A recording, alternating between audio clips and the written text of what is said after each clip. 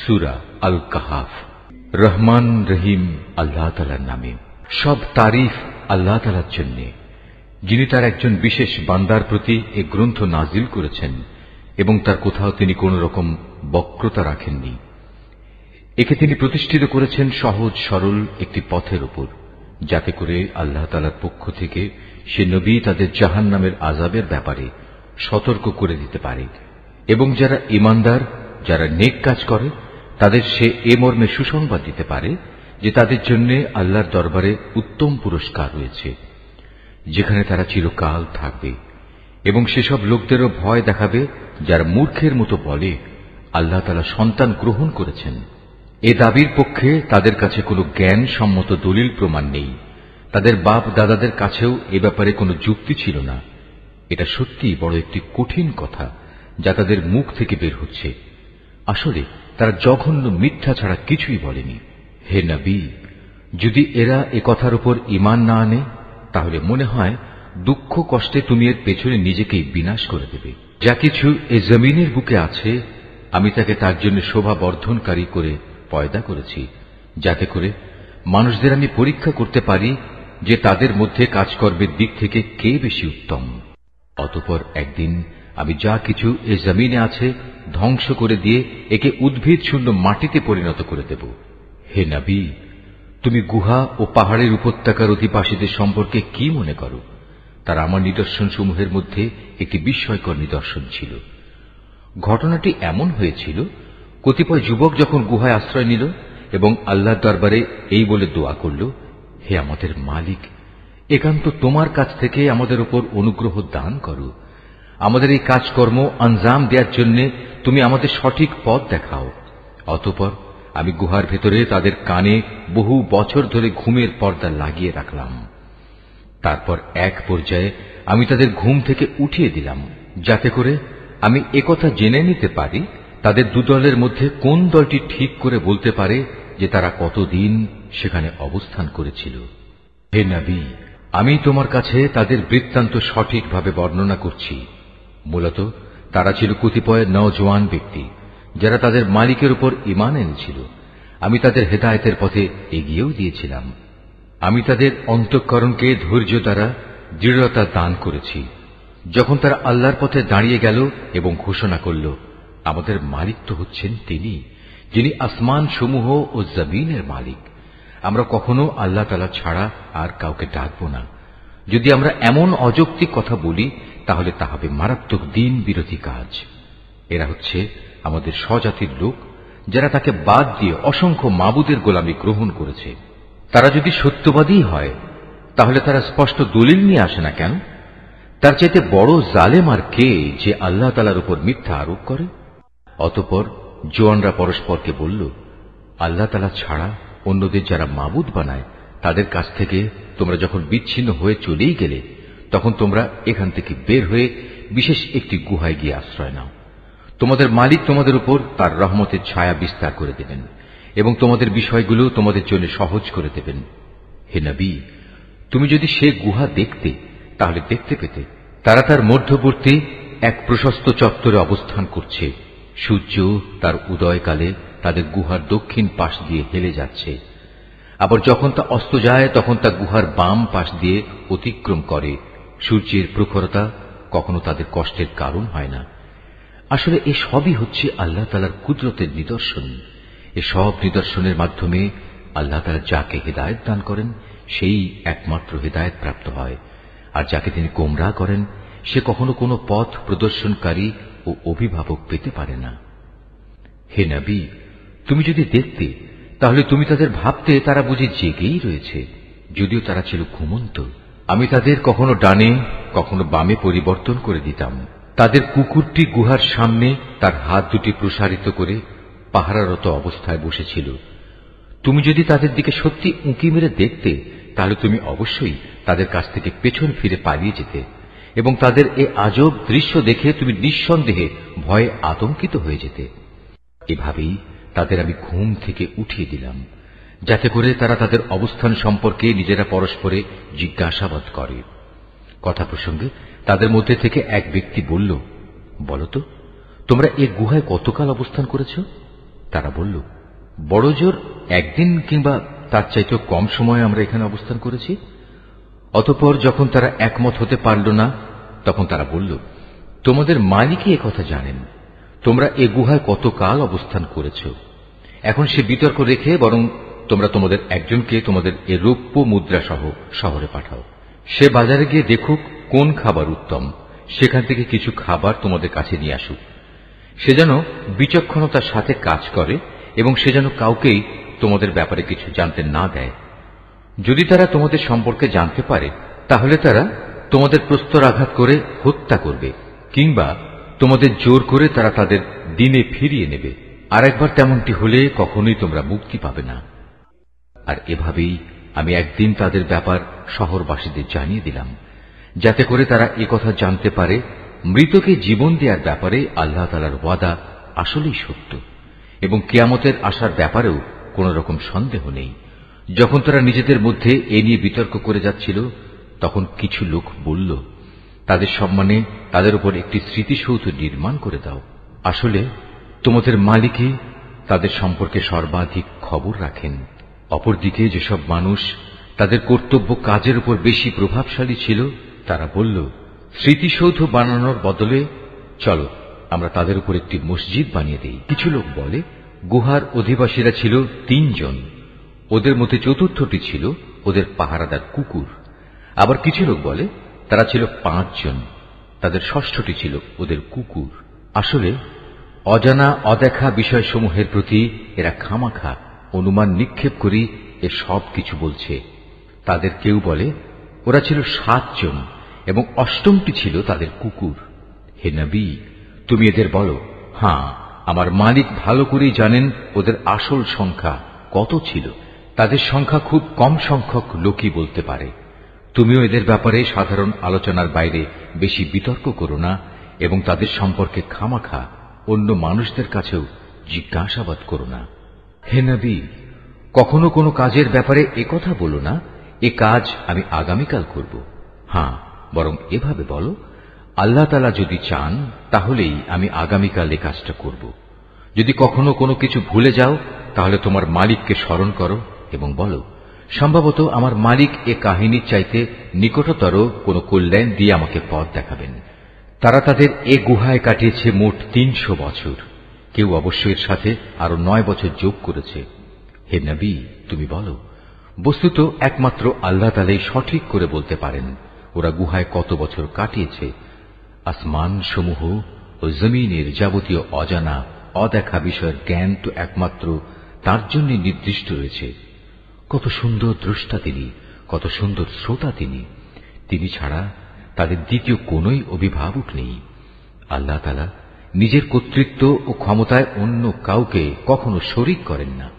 হে নবী, তোমার উপর তোমার মালিকের যে কিতাব নাজিল করা হয়েছে তা তুমি তেলাওয়াত করতে থাকো।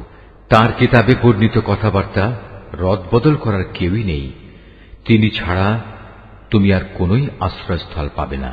হে নবী, তুমি নিজেকে সদা সেসব মানুষদের সাথে রেখে চলবে যারা সকাল সন্ধ্যায় তাদের মালিককে ডাকে। তারা একমাত্র তাঁরই সন্তুষ্টি কামনা করে এবং কখনো তাদের কাছ থেকে তোমার স্নেহের দৃষ্টি ফিরিয়ে নিও না। কখনো এমন কোন ব্যক্তির কথা মতো চলো না যার অন্তঃকরণকে আমি আমার স্মরণ থেকে গাফেল করে দিয়েছি। আর যে ব্যক্তি নিজের প্রবৃত্তির গোলামি করতে শুরু করেছে এবং যার কার্যকলাপ আল্লাহ তাআলার সীমানা লঙ্ঘন করেছে। হে নবী, তুমি বলো, এ সত্য দিন তোমাদের মালিকের পক্ষ থেকে এসেছে। সুতরাং যার ইচ্ছা সে এর উপর ঈমান আনুক, আর যার ইচ্ছা সে তা অস্বীকার করুক। আমি তো এই অস্বীকারী জালেমদের জন্য এমন এক আগুন প্রস্তুত করে রেখেছি যার বেষ্টনী তাদের পুরোপুরি পরিবেষ্টন করে রাখবে। যখন তারা পানির জন্য ফরিয়াদ করতে থাকবে, তখন এমন এক গলিত ধাতুর মতো পানীয় দ্বারা তাদের ফরিয়াদের জবাব দেয়া হবে যা তাদের সমগ্র মুখমণ্ডল জ্বালিয়ে পুড়িয়ে দেবে। কি ভীষণ হবে সে পানীয়, আর কি নিকৃষ্ট হবে তাদের আশ্রয়ের স্থানটি। আর যারাই আল্লাহ তাআলার উপর ঈমান এনেছে এবং ভালো কাজ করেছে, তাদের কোনো আশঙ্কা নেই। আমি কখনো তাদের বিনিময় বিনষ্ট করি না যারা নেক কাজ করে। এদের জন্য রয়েছে এমন এক স্থায়ী জান্নাত যার পাদদেশ দিয়ে ঝর্ণাধারা প্রবাহিত হবে। তাদের সেখানে সোনার কাঁকুন দ্বারা অলঙ্কৃত করা হবে। তারা পরিধান করবে সূক্ষ্ম ও পুরু রেশমের পোশাক। উপরন্তু তারা সমাসীন হবে এক সুসজ্জিত আসনে। কত সুন্দর তাদের বিনিময়, কত চমৎকার তাদের আশ্রয়ের এই স্থানটি। হে নবী, তাদের শিক্ষার জন্য তুমি দুজন লোকের উদাহরণ পেশ করো, যাদের একজনকে আমি 2 আঙুরের বাগান দান করেছিলাম এবং এ 2 কতিপয় খেজুর গাছ দ্বারা পরিবেষ্টিত করে রেখেছিলাম। আবার এ 2 মধ্যবর্তী স্থানকে পরিণত করেছিলাম একটি সুফলা শস্য ক্ষেত্র রূপে। উভয় বাগানই এক পর্যায়ে যথেষ্ট ফল দান করল। ফলদানে বাগান 2 কোন রকম ত্রুটি করেনি। উভয় বাগানের ফাঁকে ফাঁকে আমি পানির ঝর্ণাধারাও প্রবাহিত করে রেখেছিলাম। এক পর্যায়ে তার অনেক ফল হয়ে গেল। অতঃপর একদিন সে তার সাথীকে কথা প্রসঙ্গে বলল, দেখো, আমি ধন সম্পদের দিক থেকে তোমার চাইতে যেমন বড়, তেমনি জনবলেও আমি তোমার চাইতে বেশি শক্তিশালী। নিজের শক্তি সামর্থ্যের ব্যাপারে বাড়াবাড়ি করতে করতে সে নিজের বাগানে গিয়ে প্রবেশ করল এবং বলল, আমি ভাবতেই পাচ্ছি না এ বাগানের সৌন্দর্য কোনোদিন নিঃশেষ হয়ে যাবে। আমি এও মনে করি না একদিন এসব ধ্বংস হয়ে কিয়ামত প্রতিষ্ঠিত হবে এবং কিয়ামতের পর আমাকে যদি আমার মালিকের সামনে ফিরিয়ে নেওয়াও হয়, তাহলে এর চাইতে উৎকৃষ্ট কোনো কিছু আমি সেখানে পাব। তার সে গরিব সাথীটি, যে তার সাথে কথা বলছিল, বলল, এ পার্থিব সম্পদ দেখে তুমি কি সত্যি সে মহান সত্তাকে অস্বীকার করছো, যিনি তোমাকে প্রথমত মাটি থেকে অতঃপর শুক্র কণা থেকে পয়দা করেছেন, পরিশেষে তিনি তোমাকে একটি মানুষের আকৃতিতে পূর্ণাঙ্গ করেছেন? কিন্তু আমি তো বিশ্বাস করি সেই সৃষ্টিকর্তা আল্লাহ তাআলাই হচ্ছেন আমার মালিক এবং আমার মালিকের কোনো কাজের সাথেই আমি কাউকে শরীক করি না। কত ভালো হতো তুমি যখন তোমার ফলবতী বাগানে প্রবেশ করলে তখন যদি তুমি একথা বলতে, আল্লাহ তাআলা যা চেয়েছেন তাই হয়েছে। আল্লাহ তাআলা ব্যতিরেকে কারোই কিছু ঘটানোর শক্তি নেই। যদিও তুমি আমাকে ধনে জনে তোমার চাইতে কম দেখলে, কিন্তু আমি আল্লাহ তাআলার উপর ঈমান রাখি। সম্ভবত আমার মালিক আমাকে তোমার এ পার্থিব বাগানের চাইতে উৎকৃষ্ট আখিরাতের কোনো বাগান দান করবেন এবং অকৃতজ্ঞতার জন্য তোমার বাগানের উপর আসমান থেকে এমন কোন বিপর্যয় নাজিল করবেন, ফলে তা উদ্ভিদ শূন্য এক বিরান ভূমিতে পরিণত হয়ে যাবে, কিংবা তার পানি তার জমিনের নিচেই অন্তর্হিত হয়ে যাবে। তেমন কিছু হলে তুমি কখনো তা আবার খুঁজে আনতে পারবে না। অতঃপর তাই ঘটল। তার বাগানের ফল ফলারিকে বিপর্যয় এসে ঘিরে ফেলল। তখন সে ব্যক্তি সেই ব্যয়ের উপর, যা সে বাগানের শোভাবর্ধনের পেছনে করেছিল, হাতের উপর হাত রেখে আক্ষেপ করতে লাগল। বাগানের অবস্থা এমন হল যা তা মুখ থুবড়ে পড়ে থাকল এবং সে নিজের ভুল বুঝতে পেরে বলতে লাগল, কত ভালো হতো যদি আমি আমার মালিকের ক্ষমতার সাথে অন্য কাউকে শরীক না করতাম। যারা বাহাদুরি করেছে তাদের কোন দলই আজ তাকে আল্লাহর এই প্রতিশোধের মোকাবেলায় সাহায্য করার জন্য অবশিষ্ট রইল না, না সে নিজে কোন রকম প্রতিশোধ নিতে পারল। কেননা এখানে রক্ষা করার যাবতীয় এখতিয়ার একমাত্র আল্লাহ তাআলার, যিনি একমাত্র সত্য। পুরস্কার দানে ও পরিণাম নির্ধারণে তিনিই উত্তম। হে নবী, তুমি এদের কাছে দুনিয়ার জীবনের উদাহরণ পেশ করো। এই জীবনটা হচ্ছে এমন যেমন আমি আকাশ থেকে পানি বর্ষণ করি, যার কারণে জমিনের উদ্ভিদ ঘন সুশোভিত হয়ে ওঠে। অতঃপর এক সময় বাতাসটা উড়িয়ে নিয়ে ফেরে। মূলত আল্লাহ তাআলা সব কিছুর উপর প্রচন্ড ক্ষমতাবান। ধন সম্পদ ও সন্তান সন্ততি হচ্ছে তোমাদের পার্থিব জীবনের কতিপয় অস্থায়ী সৌন্দর্য মাত্র। চিরস্থায়ী হচ্ছে মানুষের নেক কাজ, আর তা হচ্ছে তোমার মালিকের কাছে পুরস্কার পাওয়ার জন্য অনেক ভালো। আর কোন কল্যাণময় কিছু কামনা করতে গেলেও তা হচ্ছে উত্তম। যেদিন আমি পাহাড় সমূহকে চলমান করে সরিয়ে দেব এবং তুমি এই পৃথিবীকে দেখবে তা একটি শূন্য প্রান্তর, সেদিন আমি তাদের মানবকুলকে এক জায়গায় জড়ো করব, কোন একজনকেও আমি বাদ দেব না। তাদের সবাইকে তোমার মালিকের সামনে সারিবদ্ধভাবে এনে হাজির করা হবে। অতঃপর আমি বলবো, আজ তো তোমরা সবাই আমার কাছে এসে গেছো, ঠিক যেমনি করে আমি তোমাদের প্রথমবার পয়দা করেছিলাম, কিন্তু তোমরা অনেকেই মনে করতে আমি তোমাদের দ্বিতীয়বার আমার কাছে হাজির করার জন্য কোন সময়সূচি নির্ধারণ করে রাখিনি। অতঃপর তাদের সামনে আমলনামা রাখা হবে। তখন নাফরমান ব্যক্তিদের তুমি দেখবে, সে আমলনামায় যা কিছু লিপিবদ্ধ আছে তারা তার কারণে খুবই আতঙ্কগ্রস্ত থাকবে। তারা বলতে থাকবে, হায় দুর্ভাগ্য আমাদের, এ আবার কেমন গ্রন্থ! এ তো দেখছি আমাদের জীবনের ছোট কিংবা বড় প্রত্যেক বিষয়ের হিসাব রেখেছে। তারা যা কিছু করেছে তার প্রতিটি বস্তুই তারা সে গ্রন্থে মজুদ দেখবে। তোমার মালিক সেদিন কার উপর বিন্দুমাত্র জুলুমও করবেন না। স্মরণ করো যখন আমি ফেরেশতাদের বলেছিলাম তোমরা সবাই আদমকে সাজদা করো, তখন তারা সবাই সাজদা করল, কিন্তু ইবলিস সাজদা করল না। সে ছিল আসলে জিনদেরই একজন। সে তার মালিকের আদেশের নাফরমানি করল। যে এত বড় নাফরমানি করল, তোমরা কি তাকে এবং তার বংশধরদের আমার বদলে তোমাদের অভিভাবক হিসেবে গ্রহণ করে চলেছ? অথচ প্রথম দিন থেকেই সে তোমাদের প্রকাশ্য দুশমন। চেয়ে দেখো, জালেমদেরকে নিকৃষ্ট বিনিময় দেয়া হয়েছে। আকাশমণ্ডলী ও পৃথিবী সৃষ্টি করার সময় আমি তাদের কাউকে ডাকিনি, এমনকি স্বয়ং তাদের নিজেদের বানানোর সময়ও তো আমি তাদের ডাকিনি। আসলে আমি তো অক্ষম ছিলাম না যে তাদের পরামর্শ আমার দরকার। অন্যদের যারা গোমরাহ করে আমি তাদের সাহায্য গ্রহণ করি না।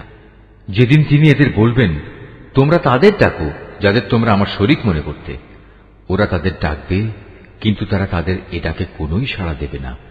আমি এদের উভয়ের মাঝখানে এক মরণ ফাঁদ রেখে দেব।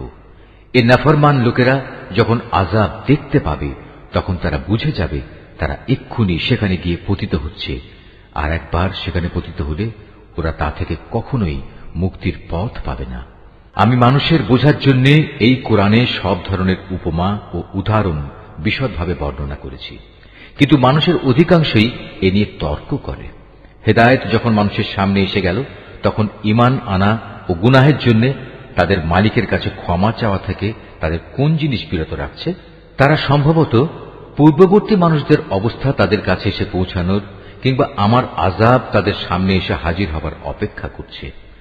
আমি তো রসুলদের পাঠাই যে তারা মানুষদের জন্য জান্নাতের সুসংবাদবাহী ও জাহান্নামের সতর্ককারী হবে, কিন্তু যারা কুফরি করেছে তারা ছোটখাটো বিষয় নিয়ে ঝগড়া শুরু করে যাতে তারা সত্যকে ব্যর্থ করে দিতে পারে। মূলত তারা আমার আয়াতসমূহকে এবং যেসব বিষয় দিয়ে তাদের জাহান্নাম থেকে সতর্ক করা হয়েছিল তাকে বিদ্রূপের বিষয়ে পরিণত করে নিয়েছে। তার চাইতে বড় জালেম আর কে আছে যাকে তার মালিকের আয়াতসমূহ স্মরণ করিয়ে দেয়া হচ্ছে এবং সে এর থেকে মুখ ফিরিয়ে নিচ্ছে। সর্বোপরি যা কিছু গুনাহের বোঝা তার হাত দুটো অর্জন করেছে সে তা ভুলে যায়। আমি তাদের অন্তরের উপর জাহেলিয়াতের আবরণ লাগিয়ে দিয়েছি যেন তারা সত্য দিন বুঝতে না পারে। এমনি ভাবে তাদের কানেও এক ধরনের কঠিন বস্তু ঢেলে দিয়েছি, এ কারণে তারা সত্য কথা শুনতে পায় না। অতএব হে নবী, তুমি ওদের যতই হেদায়েতের পথে ডাকো না কেন তাদের কখনো হেদায়েত দেয়া হবে না। হে নবী, তোমার মালিক বড়ই ক্ষমাশীল ও দয়াবান। তিনি যদি তাদের সবাইকে তাদের কৃতকর্মের জন্য শাস্তি দিতে চাইতেন তাহলে তিনি সহজেই তা ত্বরান্বিত করতে পারতেন। বরং এর পরিবর্তে তাদের জন্য শাস্তির একটি প্রতিশ্রুত ক্ষণ রাখা আছে, যা থেকে ওদের কারোই পরিত্রাণ নেই। এই জনপদ ও তাদের অধিবাসীরা যখন আল্লাহ তাআলা সীমা লঙ্ঘন করেছিল তখন আমি তাদের নির্মূল করে দিয়েছি। তাদের ধ্বংসের জন্যও একটি দিনক্ষণ নির্দিষ্ট ছিল। হে নবী, তুমি এদের মূসার ঘটনা শোনাও। যখন মূসা তার খাদেমকে বলল, যতক্ষণ পর্যন্ত আমি দুটো সাগরের মিলনস্থলে না পৌঁছব ততক্ষণ পর্যন্ত আমি আমার পরিকল্পনা থেকে ফিরে আসব না। যদি আমাকে এজন্য দীর্ঘ সময় পর্যন্ত চলতে হয় তবু আমি চলতে থাকব। যখন তারা উভয়ে সেই প্রত্যাশিত দুটো সাগরের সঙ্গম স্থলে এসে পৌঁছল তখন তারা উভয়ই তাদের খাবারের জন্য রাখা মাছটির কথা ভুলে গেল। সে মাছটি ছুটে গিয়ে সুড়ঙ্গের মতো একটি পথ করে সহজেই সাগরে চলে গেল। যখন তারা আরো কিছু দূর এগিয়ে গেল তখন সে তার খাদেমকে বলল, এবার আমাদের নাস্তা নিয়ে এসো, আমরা আজকের সফরে সত্যি ভারী ক্লান্ত হয়ে পড়েছি। সে বলল, তুমি কি দেখোনি আমরা যখন শিলাখণ্ডের পাশে বিশ্রাম করছিলাম তখন আমি মাছের কথা ভুলেই গিয়েছিলাম। আসলে শয়তানি আমাকে ভুলিয়ে দিয়েছে যে আমি তার কথাটা স্মরণ রাখব। আর সে মাছটিও কি আশ্চর্যজনক পদ্ধতিতে নিজের পথ ধরে সাগরের দিকে নেমে গেল।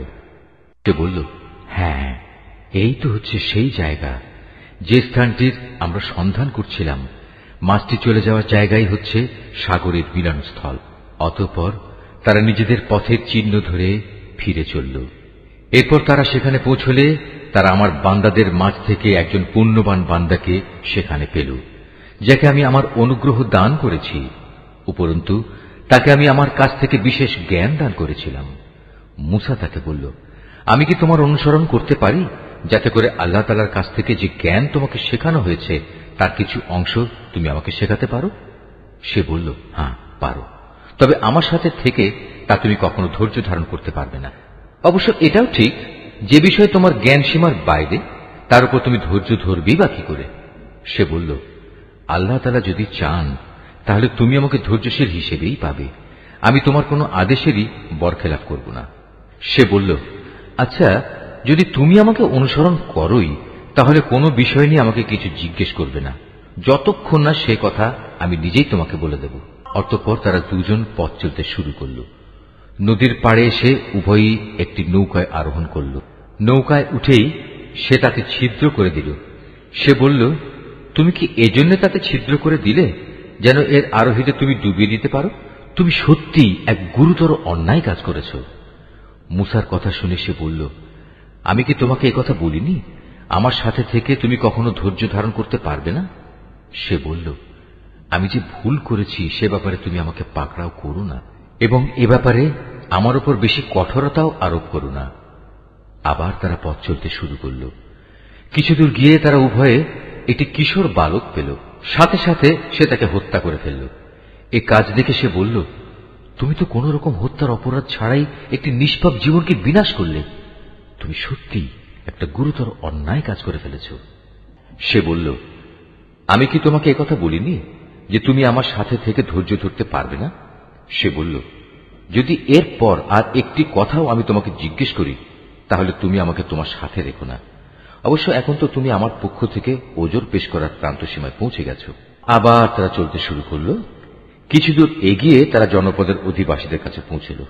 সেখানে পৌঁছে তারা সেই জনপদের অধিবাসীদের কাছে কিছু খাবার চাইল, কিন্তু তারা তাদের মেহমানদারি করতে অস্বীকার করল। অতঃপর সেখানে তারা একটি পতনোন্মুখ পুরনো প্রাচীর দেখতে পেল। সে প্রাচীরটা সোজা করে দিল। সে বলল, তুমি চাইলে তো এদের কাছ থেকে এর উপর কিছু পারিশ্রমিক গ্রহণ করতে পারতে। সে বলল, বেশ, এখানেই তোমার আমার মধ্যে বিচ্ছেদ হয়ে গেল, কিন্তু তার আগে যেসব কথার ব্যাপারে তুমি আমার সাথে ধৈর্য ধরে থাকতে পারোনি তার ব্যাখ্যা আমি তোমাকে বলে দিতে চাই। প্রথম ঘটনাটি হচ্ছে নৌকা সম্পর্কিত। মূলত তা ছিল কয়েকজন গরিব মানুষের মালিকানাধীন। তারা এটা দিয়ে সমুদ্রে জীবিকা অন্বেষণের কাজ করত, কিন্তু আমি নৌকাটিতে একটা ছিদ্র করে তাকে ত্রুটিযুক্ত করে দিতে চাইলাম, কারণ তাদের সামনেই ছিল এমন এক বাদশাহ যে ত্রুটিবিহীন যে নৌকাই পেত তা বল প্রয়োগে ছিনিয়ে দিত। আর হ্যাঁ, সে কিশোরটির ঘটনা। তার পিতামাতা উভয় ছিল মোমেন। আমি আশঙ্কা করলাম বড় হয়ে সে এদের দুজনকেই আল্লাহর নাফরমানি ও কুফর দ্বারা বিভ্রান্ত করে দেবে। আমি চাইলাম তাদের মালিক তার বদলে তাদের এমন একটি সন্তান দান করবেন যে দিনদারি ও রক্তের সম্পর্ক রক্ষার ব্যাপারে তার চেয়ে অনেক ভালো প্রমাণিত হবে। সর্বশেষ ওই যে প্রাচীরটির ব্যাপার, আসলে তা ছিল শহরের দুটি এতিম বালকের। এর নিচেই তাদের জন্য রক্ষিত ছিল গুপ্ত ধনভাণ্ডার। ওদের পিতা ছিল একজন নেককার ব্যক্তি। এই কারণেই তোমার মালিক চাইলেন ওরা বয়ঃপ্রাপ্ত হোক এবং তাদের সে ভাণ্ডার থেকে তারা সম্পদ বের করে আনুক। এই প্রাচীরটাকেই আমি তাদের বড় হওয়া পর্যন্ত দাঁড় করিয়ে রাখতে চেয়েছিলাম। এ ছিল মূলত তোমার মালিকের অনুগ্রহ দ্বারা সম্পাদিত কতিপয় কাজ। এর কোনটাই কিন্তু আমি আমার নিজে থেকে করিনি। আর এ হচ্ছে সেসব কাজের ব্যাখ্যা যে ব্যাপারে তুমি আমার সাথে থেকে ধৈর্য ধারণ করতে পারছিলে না। হে নবী, এরা তোমার কাছে জুলকারনাইন সম্পর্কে জানতে চায়। তুমি তাদের বলো, হ্যাঁ, আমি আল্লাহর কেতাব থেকে তার বিবরণ তোমাদের কাছে এক্ষুনি পড়ে শোনাচ্ছি। আল্লাহ তাআলা বলছেন, আমি জমিনের বুকে তাকে বিপুল রাজনৈতিক ক্ষমতা দান করেছিলাম এবং আমি তাকে এর জন্য প্রয়োজনীয় সব উপায় উপকরণও দান করেছিলাম। একবার সে সফরে বেরোবার প্রস্তুতি গ্রহণ করতে লাগলো। চলতে চলতে এমনিভাবে সে সূর্যের অস্তগমনের জায়গায় গিয়ে পৌঁছল। সেখানে গিয়ে সে সূর্যকে সাগরের কালো পানিতে ডুবতে দেখল। তার পাশে সে একটি জাতিকেও বাস করতে দেখল। আমি বললাম, হে জুলকারনাইন, এরা তোমার অধীনস্থ। তুমি ইচ্ছে করলে তাদের শাস্তি দিতে পারো, অথবা তাদের সাথে তুমি সদয় ভাব গ্রহণ করতে পারো। সে বলল, হ্যাঁ, এদের মাঝে যে আল্লাহর সাথে বিদ্রোহ করবে তাকে আমি অবশ্যই শাস্তি দেব। অতঃপর তাকে যখন তার মালিকের সামনে ফিরিয়ে নেওয়া হবে তখন তিনি তাকে আরো কঠিন শাস্তি দেবেন। অপরদিকে যে ব্যক্তি আল্লাহর উপর ঈমান আনে এবং নেক কাজ করে তার জন্য আখিরাতে থাকবে উত্তম পুরস্কার। আর আমিও তার সাথে আমার কাজকর্ম সম্পাদনের সময় একান্ত বিনম্র ব্যবহার করব। অতঃপর সে আর এক অভিযানে পথে বেরোল। এমনকি চলতে চলতে সে সূর্যোদয়ের স্থানে গিয়ে পৌঁছল। তখন সে সূর্যকে এমন একটি জাতির উপর দিয়ে উদয় হতে দেখল যাদের জন্য তার প্রখর তাপ থেকে আত্মরক্ষার জন্য আমি কোন অন্তরাল সৃষ্টি করে রাখিনি। জুলকারনাইনের ঘটনা ছিল এরকমই। আমার কাছে সে সম্পর্কিত পুরোপুরি খবরই মজুদ আছে। অতঃপর সে আর এক অভিযানে পথে বেরোল। এমনকি পথ চলতে চলতে সে দুটো প্রাচীরের মধ্যবর্তী স্থানে গিয়ে পৌঁছল। দুই পর্বতের মধ্যবর্তী স্থানে পৌঁছে সে এমন এক সম্প্রদায়ের লোকদের পেল যারা জুলকারনাইনের কোনো কথাই তেমন বুঝতে পারছিল বলে মনে হল না। তারা অতি কষ্টে তাকে বলল, হে বাদশাহ জুলকারনাইন, অবশ্যই ইয়াজুজ মাজুজ নামক দুটো সম্প্রদায় এই জমিনে নানা রকম বিপর্যয় সৃষ্টিকারী। এমত অবস্থায় তাদের থেকে বাঁচার জন্য আমরা কি তোমাকে এ শর্তে কোন রকম একটা কর দেব যে তুমি আমাদের এবং তাদের মাঝে একটি প্রাচীর বানিয়ে দেবে? সে বলল, কোনো কর নেওয়ার প্রয়োজন নেই, কেননা আমার মালিক আমাকে যা কিছু দিয়ে রেখেছেন তাই আমার জন্য ভালো। হ্যাঁ, শারীরিক শক্তি দ্বারা তোমরা আমাকে সাহায্য করতে পারো। আমি তোমাদের এবং তাদের মাঝে এক মজবুত প্রাচীর বানিয়ে দেব। তোমরা আমার কাছে এ কাজের জন্য লোহার পাতসমূহ নিয়ে এসো। অতঃপর সে অনুযায়ী তা আনা হল এবং প্রাচীর তৈরির কাজও শুরু হল। যখন মধ্যবর্তী ফাঁকা স্থানটি পূর্ণ হয়ে লৌহ স্তূপগুলো দুটো পর্বতে সমান হয়ে গেল তখন সে তাদের লক্ষ্য করে বলল, তোমরা হাঁপড়ে দম দিতে থাকো। অতঃপর যখন তা আগুনের মতো উত্তপ্ত হল তখন সে বলল, এখন তোমরা আমার কাছে কিছু গলানো তামা নিয়ে এসো, আমি তা এর উপর ঢেলে দেব। সুতরাং এভাবেই এমন একটি মজবুত প্রাচীর তৈরি হয়ে গেল যে তারা তারপর উঠতে সক্ষম হল না, না তারা তা ভেদ করে বাইরে আসতে পারল। জুলকারনাইন বলল, এই যা কিছু হয়েছে তা সবই আমার মালিকের অনুগ্রহে হয়েছে, কিন্তু যখন আমার মালিকের ওয়াদা মতো কিয়ামত আসবে তখন তিনি তা চূর্ণ বিচূর্ণ করে একাকার করে দেবেন। আর আমার মালিকের ওয়াদা হচ্ছে সত্য ওয়াদা। কিয়ামতের আগে আমি তাদের দলে দলে ছেড়ে দেব। তারা সমুদ্রের ঢেউয়ের আকারে একদল আরেক দলের মধ্যে প্রবিষ্ট হবে। যখন সিংহায় ফুৎকার দেয়া হবে তখন তাদের সবাইকে আমি হাসরের ময়দানে একত্রিত করব। সেদিন আমি জাহান্নামকে তার অবিশ্বাসীদের সামনে এনে হাজির করব, যাদের চোখের মধ্যে আমার স্মরণ থেকে আবরণ পড়েছিল, তারা হেদায়েতের কথাই শুনতে পেত না। কাফেররা কি একথা মনে করে নিয়েছে যে তারা আমার বদলে আমারই কতিপয় গোলামকে অভিভাবক বানিয়ে নেবে, আর আমি এ ব্যাপারে তাদের কোনো জিজ্ঞাসাবাদই করব না? আমি তো জাহান্নামকে কাফেরদের মেহমানদারির জন্য সাজিয়ে রেখেছি। হে নবী, এদের তুমি বলো, আমি কি তোমাদের এমন লোকদের কথা বলবো যারা আমলের দিক থেকে সম্পূর্ণ ক্ষতিগ্রস্ত হয়ে পড়েছে? এরা হচ্ছে সেসব লোক যাদের সমুদয় প্রচেষ্টা এই দুনিয়ায় বিনষ্ট হয়ে গেছে, অথচ তারা মনে মনে ভাবছে তারা বুঝি ভালো কাজই করে যাচ্ছে।